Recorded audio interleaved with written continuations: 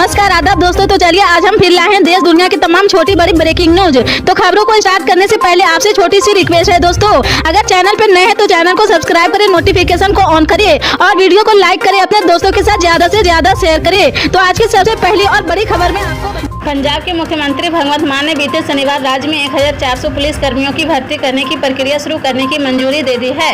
एक आधिकारिक बयान में मान ने बताया कि इन पुलिस कर्मियों में 50 पद निरीक्षक के, 150 पद उप निरीक्षक के, 500 सहायक उप निरीक्षक के और 750 पद हेड कांस्टेबल के होंगे। उन्होंने कहा कि युवा रंगला पंजाब के सपने को मूर्त रूप देने के लिए उत्प्रेरक का काम करेंगे, जिनके लिए सरकारी भर्ती के दरवाजे उनके लिए खोले गए हैं। मुख्यमंत्री मान ने कहा कि इसका उद्देश्य राज्य के सामाजिक आर्थिक विकास में युवाओं का सामना भागीदारी से बनाना है। उनको कहना है कि अब तक राज्य सरकार पंजाब के 37,683 युवक को सरकारी नौकरी दे चुकी है। नौसेना की बढ़ती ताकत का लोहा अब दुनिया मान रही है। आने वाले समय में नौसेना में कई नए और अत्याधुनिक हथियार शामिल होंगे जो इसकी ताकत को और बढ़ाने वाला है। नौसेना की बढ़ती ताकत और आने वाले समय में इसकी चुनौतियों को लेकर नौसेना प्रमुख एडमिरल आर हरि कुमार ने अपनी बात रखी है। उन्होंने चीन के साथ साथ कतर के साथ भारत के संबंधों पर भी बात की है।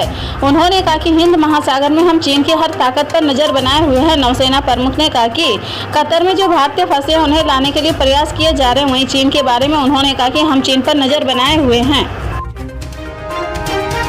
कर्नाटक की राजधानी बेंगलुरु में उस वक्त दहशत फैल गई है जब 48 प्राइवेट स्कूलों को एक साथ बम से उड़ाने की धमकी दी गई है। यह धमकी 1 दिसंबर की सुबह ईमेल के जरिए सभी स्कूलों को भेजी गई थी। इसमें लिखा था कि सभी स्कूलों के अंदर बम रखे गए हैं जो एक साथ विस्फोट होंगे। ईमेल मिलते ही स्कूल प्रशासन हरकत में आ गया है। तुरंत पुलिस को सूचना दी गई है। मौके पर पहुंची पुलिस ने छात्रों और स्कूल स्टाफ को बाहर निकाला। बम डिफ्यूजल स्क्वाड, डॉग स्क्वाड और एंटी सैबोटेज टीम ने पूरे परिसर की तलाशी ली है। इस दौरान बच्चों के अभिभावकों में अफरा तफरी का माहौल दिखा है।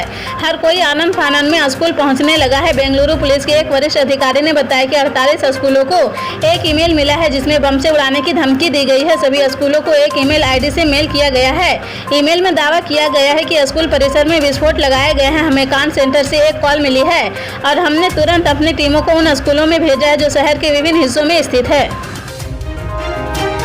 इजरायल और हमास के बीच युद्ध विराम को 2 दिन के लिए और बढ़ा दिया गया है। यह बुधवार तक प्रभावी रहेगा। सीज फायर बढ़ाने का फैसला मिस्र, कतर और अमेरिका के दबाव के बाद लिया गया है। मीडिया रिपोर्ट के मुताबिक कतर और मिस्र की मध्यस्थता के बाद यह फैसला लिया गया है। इस बीच हमास ने सोमवार देर रात 11 और इजरायल नागरिकों को रिहा कर दिया है, जिनमें 9 बच्चे और 2 महिलाएं शामिल है। उधर इजरायल ने भी देश के अलग अलग जेलों में से 30 बच्चों और 3 महिलाओं समेत 33 फिलिस्तीनियों को रिहा कर दिया है। इजरायल ने अब तक 150 फिलिस्तीनियों को अपनी जेलों से रिहा कर दिया है, जबकि हमास ने 69 बंधकों को रिहा कर दिया है, जिनमें 50 इजरायली बंधक है और 19 विदेशी नागरिक शामिल है। इजरायल और हमास के बीच चल रहे युद्ध का मंगलवार को 53वां दिन हो जाएगा। कांग्रेस नेता और वायनाड सांसद राहुल गांधी ने शुक्रवार को कोच्चि में महिला कांग्रेस सम्मेलन को संबोधित किया है। इस दौरान उन्होंने नारी शक्ति वंदन अधिनियम को लेकर भाजपा पर निशाना साधा। राहुल ने कहा कि मैंने देखा कि संसद में महिला विधायक पारित हो गए, लेकिन 1 दशक के बाद लागू किया जाएगा।